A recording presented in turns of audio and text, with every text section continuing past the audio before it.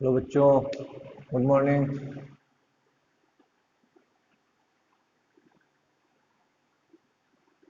देखिए,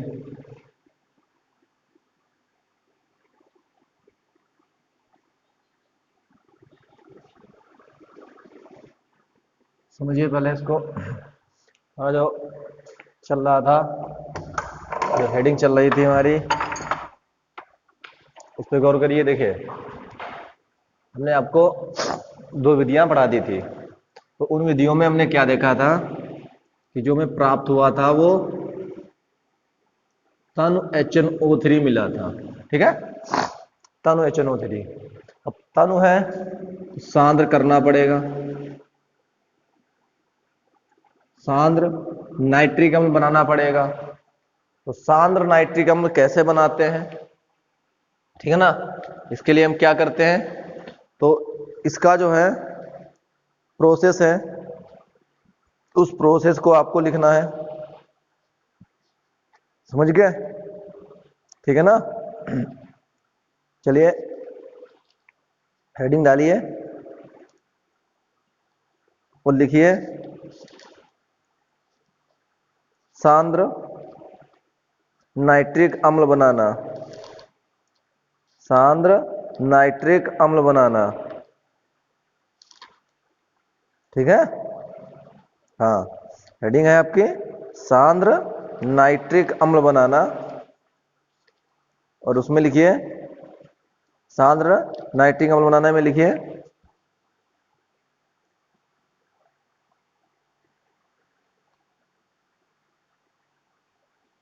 देखो,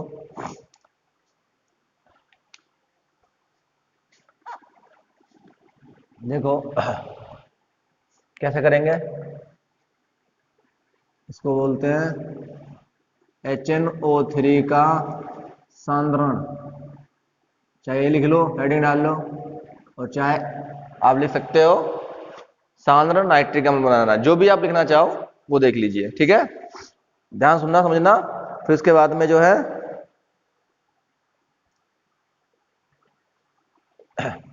देखो, जो हमारे पास में जो नाइट्रिक अम्ल बनके तैयार होता है, उसमें नाइट्रोजन, ऑक्सीजन और भी अशुद्धियां होती हैं, ठीक है ना।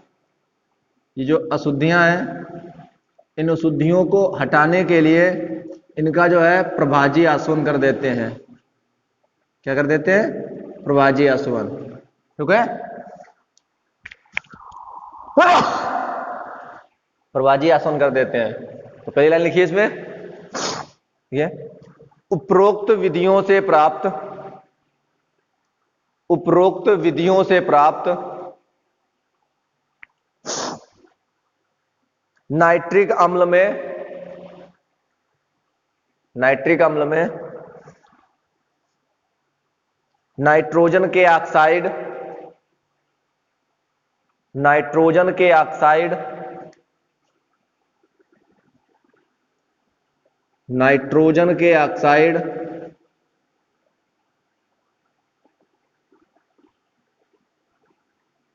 नाइट्रोजन के ऑक्साइड तथा जल की अशुद्धियां होती हैं,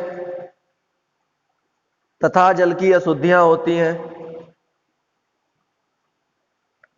तथा जल की अशुद्धियां होती हैं। इन अशुद्धियों को अलग करने के लिए, इन अशुद्धियों को अलग करने के लिए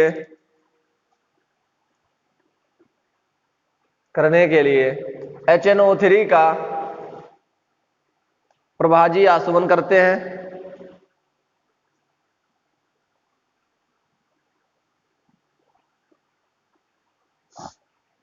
प्रभाजी आसवन करते हैं, और फिर इससे प्राप्त, और फिर इससे प्राप्त आशुद्ध द्रव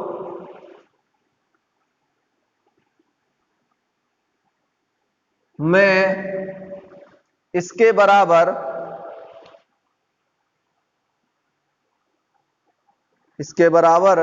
मात्रा में सांद्र H2SO4 सांद्र H2SO4 सांद्र H2SO4 मिलाकर पुनः आसवन करते हैं,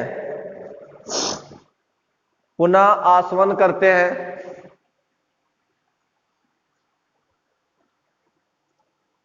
और फिर इस प्रकार प्राप्त आसु द्रव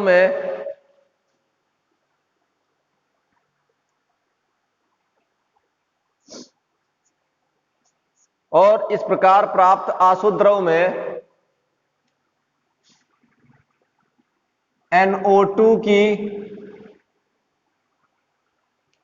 अशुद्धियां रह जाती हैं।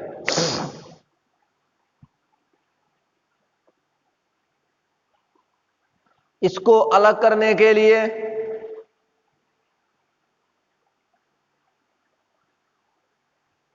इसे KOH विलयन से गुजारते हैं।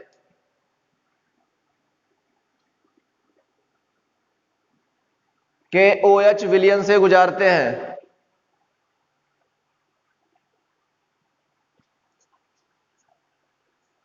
और इस प्रकार प्राप्त HNO3 को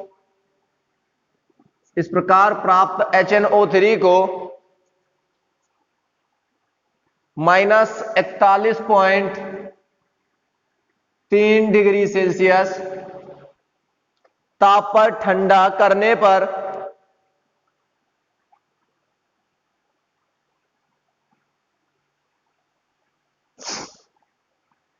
पर नाइट्रिक अम्ल के रंगहीन क्रिस्टल प्राप्त हो जाते हैं।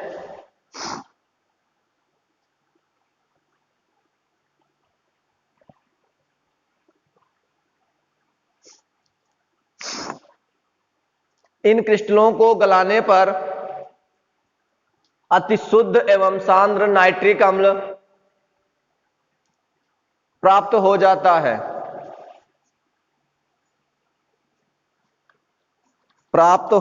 है।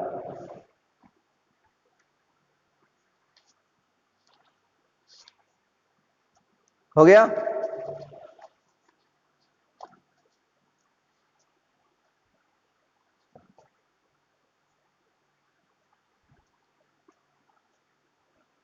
आगे लिखिए।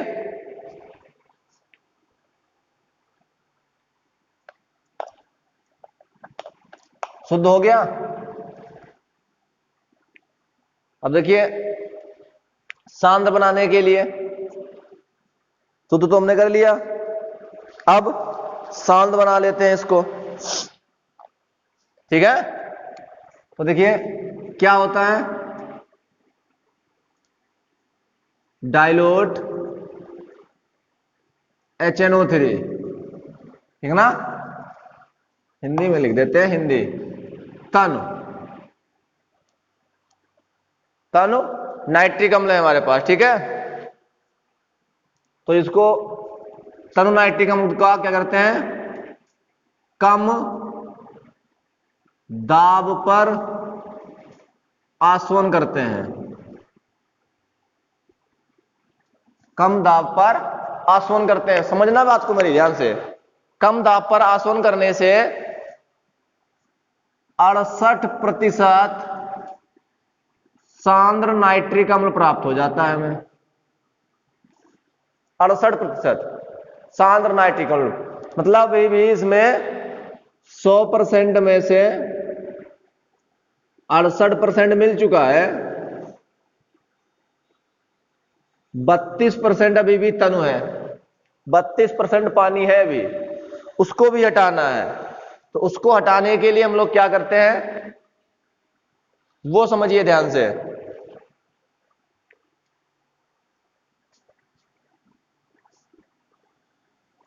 सांद्र H2SO4 के साथ कम दाब पर आसवन करते हैं। अब की बार सांद्र H2SO4 के साथ में कम दाब पर आसवन करते हैं। देख लीजिए, हिंदी नहीं लिखनी पड़ेगी, आप हिंदी लिखना चाहे हिंदी लिख लेना। तो आपका जो है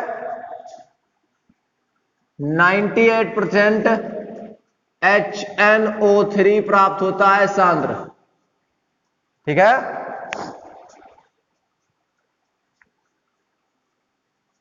इस कंडीशन को मैं यहां दिखाऊंगा, आगे जगह नहीं है तो आप आगे लिख लेना। ठीक है ना, तो 98% मिल जाता है।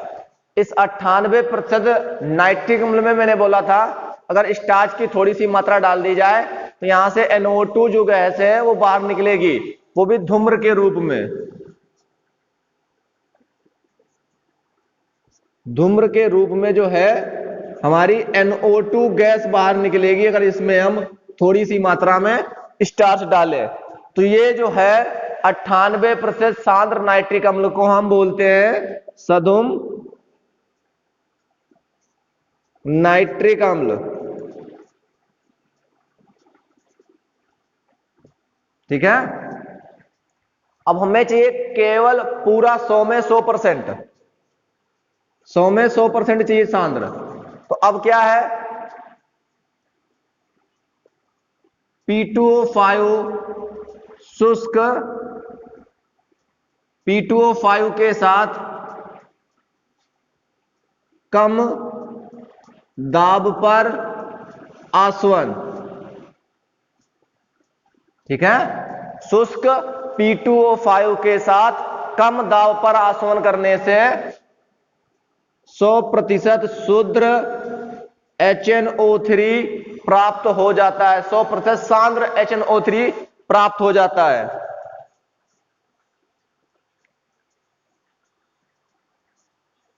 ठीक है, 100% सांद्र नाइट्रिक अम्ल मिल जाता है। पहले मैंने क्या किया है, तनु नाइट्रिक अम्ल लिया, उसका जो है कम दाब पर आसवन कराया, कम दाब पर आसवन कराने से 68% सांद्र नाइट्रिक अम्ल मिला। फिर 68% सांद्र नाइट्रिक अम्ल को सांद्र सल्फ्यूरिक अम्ल के साथ कम दाब पर आसवन कराते हैं, जिससे हमें 98% नाइट्रिक अम्ल सांद्र मिल जाता है। यानी कि 2% अभी पानी है, उसको भी निकालने के लिए उसमें जो है शुष्क P2O5 के साथ कम दाब पर आसवन करा देते हैं। शुष्क P2O5 फास्फोरस पेंटाऑक्साइड। तो यहां पे जब हम शुष्क फास्फोरस पेंटाऑक्साइड डाल देते हैं तो यहां पे 100% सांद्र नाइट्रिक अम्ल मिल जाता है, मतलब उसके अंदर पानी नहीं है, केवल नाइट्रिक अम्ल है प्योर, वो भी सांद्र। ठीक है ना, हो गया। चलिए अब हेडिंग डाल दीजिए सधुम नाइट्रिक अम्ल। सधुम नाइट्रिक अम्ल,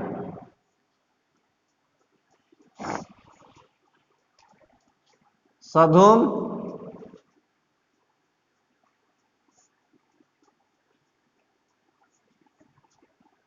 नाइट्रिक अम्ल।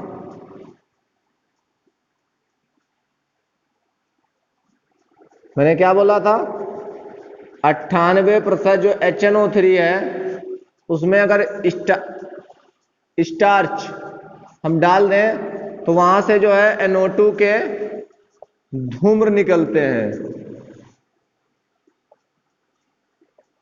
धूम्र निकलते हैं, धुआं निकलता है, तो उसी को हम सधुम नाइट्रिक अम्ल कहते हैं। ठीक है ना, देखिए इसको, यह 98%, यह 98% सांद्र नाइट्रिक अम्ल होता है।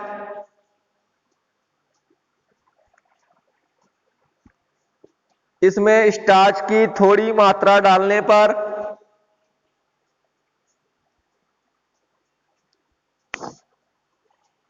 इसमें स्टार्च की थोड़ी मात्रा डालने पर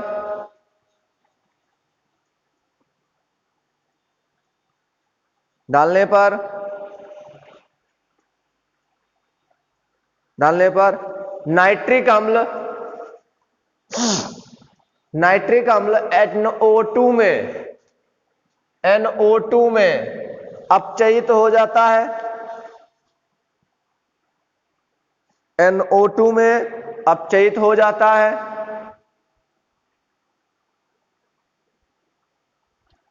NO2 में अपचयित हो जाता है,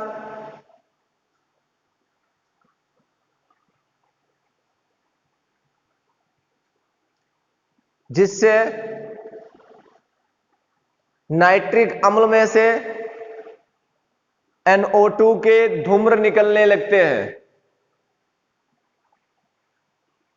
जिससे नाइट्रिक अम्ल में से NO2 का धूम्र निकलने लगता है। ऐसे लिख लो, धूम्र निकलने लगता है। इसी कारण इसे सधुम नाइट्रिक अम्ल कहते हैं। इसी कारण इसे सधुम नाइट्रिक अम्ल कहते हैं। हो गया। अगली हेडिंग है भौतिक गुण।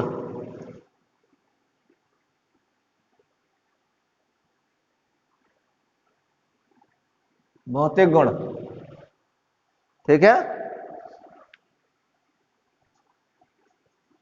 देखिए नंबर 1, भौतिक गुण पता है ना,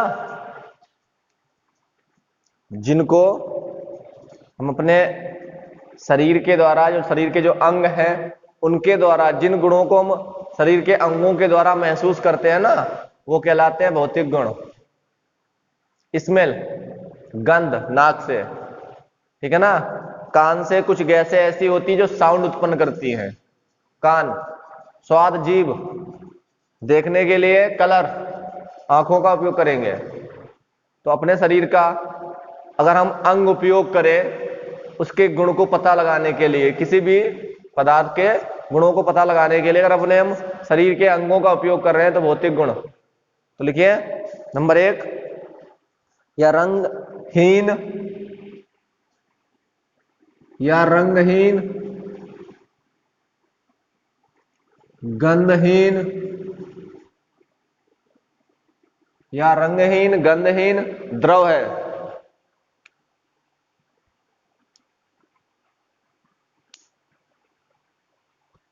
द्रव है। आगे लिखो,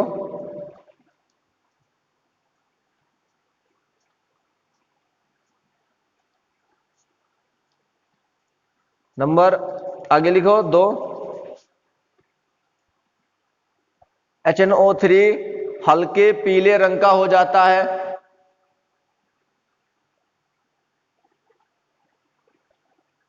HNO3 हल्के पीले रंग का हो जाता है क्योंकि इसकी वाष्प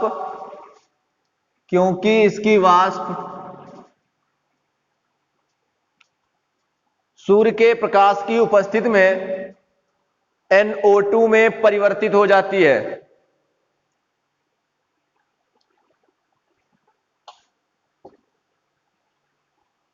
जो NO2 में परिवर्तित हो जाती है तथा जो शेष नाइट्रिक अम्ल में घुल जाती है, तथा जो शेष नाइट्रिक अम्ल में घुल जाती है, जिससे नाइट्रिक अम्ल पीले रंग का हो जाता है। जिससे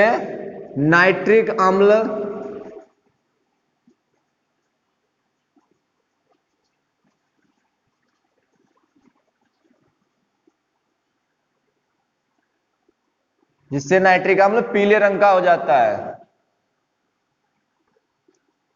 सूर्य का प्रकाश, ये रिएक्शन होती है 12, 4 तियां 12, 2 4 8 2 10 2 12 हो गया। ये रिएक्शन हो जाती है, रिएक्शन नोट कर लीजिए वहां पे।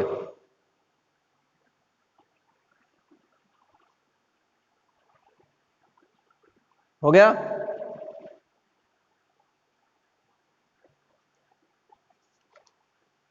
आगे लिखो, यह जल में सभी अनुपातों में विलेय है। यह जल में सभी अनुपातों में विलेय है।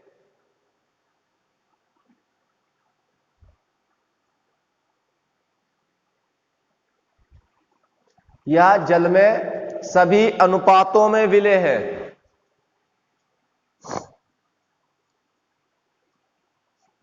हो गया। आगे लिखिए नंबर 4, इसका क्वथनांक 78.2 डिग्री सेल्सियस और हिमांक -41.3 डिग्री सेल्सियस होता है।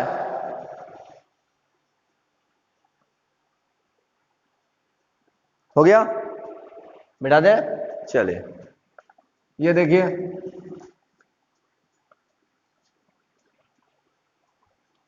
रासायनिक गुण।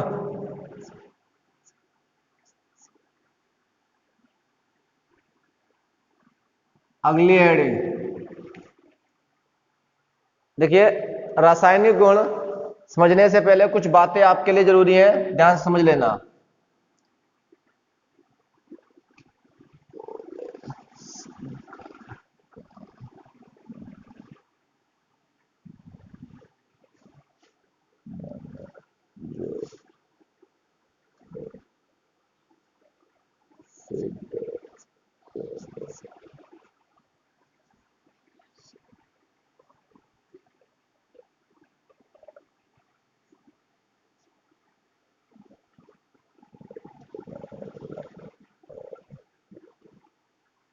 ये जो है विद्युत रासायनिक श्रेणी है,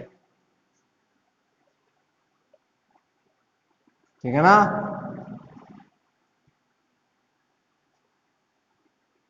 विद्युत रासायनिक श्रेणी।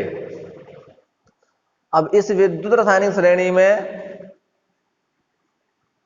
कुछ ऐसी धातुएं हैं जो हाइड्रोजन से ऊपर है और कुछ ऐसी धातुएं हैं जो हाइड्रोजन से नीचे हैं। हाइड्रोजन से कुछ जो ऊपर है, हाइड्रोजन से ऊपर जो धातुएं हैं वो अधिक क्रियाशील हैं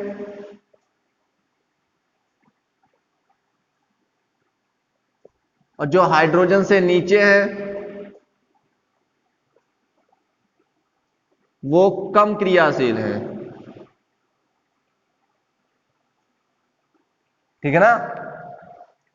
और हाइड्रोजन से जो ऊपर है उसमें से बहुत अधिक क्रियाशील है,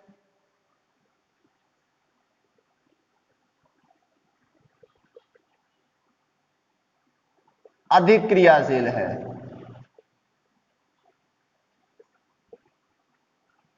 कह सकते हो अत्यधिक क्रियाशील है ये और ये अधिक क्रियाशील है। तो बहुत अधिक क्रियाशील जो है, जैसे कि लिथियम है, पोटेशियम है, सोडियम है, ये कैल्शियम है, एल्यूमिनियम, ये सब धातुएं बहुत अधिक क्रियाशील है। जैसे ही नाइट्रिक अम्ल में डालोगे तुरंत रिएक्शन कर लेंगी, ठीक है ना। और इनको रिएक्शन करने के लिए केवल और केवल तनु नाइट्रिक अम्ल चाहिए, तनु HNO3 चाहिए। जबकि हमारी जो अधिक क्रियाशील है, जो इनसे थोड़ा कम क्रियाशील जो धातुएं हैं, जैसे कि हमारी Zn, Fe, Sn, Pb, ठीक है ना। तो ये जो धातुएं हैं, इन धातुओं को अभिक्रिया करने के लिए नाइट्रिक अम्ल की 3 कंडीशन चाहिए। 3 कंडीशन चाहिए। एक है अतितनु, एक है तनु और एक है सांद्र।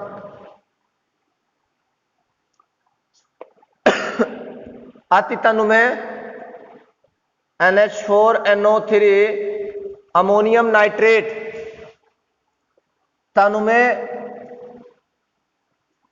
N2O और सांद्र में NO2 गैस, ये निकालते हैं।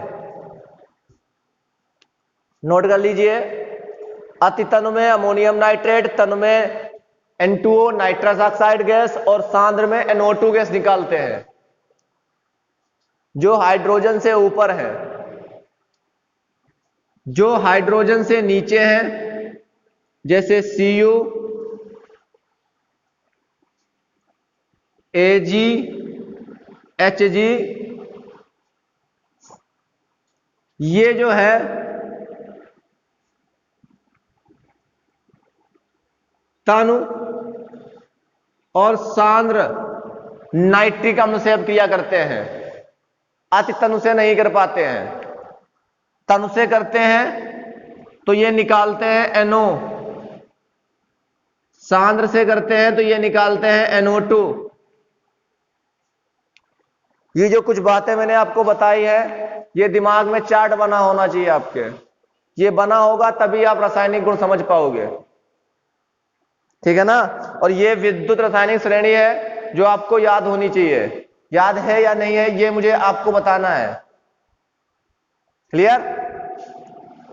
Cu copper, silver, mercury, zinc, FeSnPb, zinc, iron, tin और लेड, ठीक है ना। तो इन धातुओं की रिएक्शन को हम रासायनिक गुण में देखेंगे, ठीक है ना। धन्यवाद।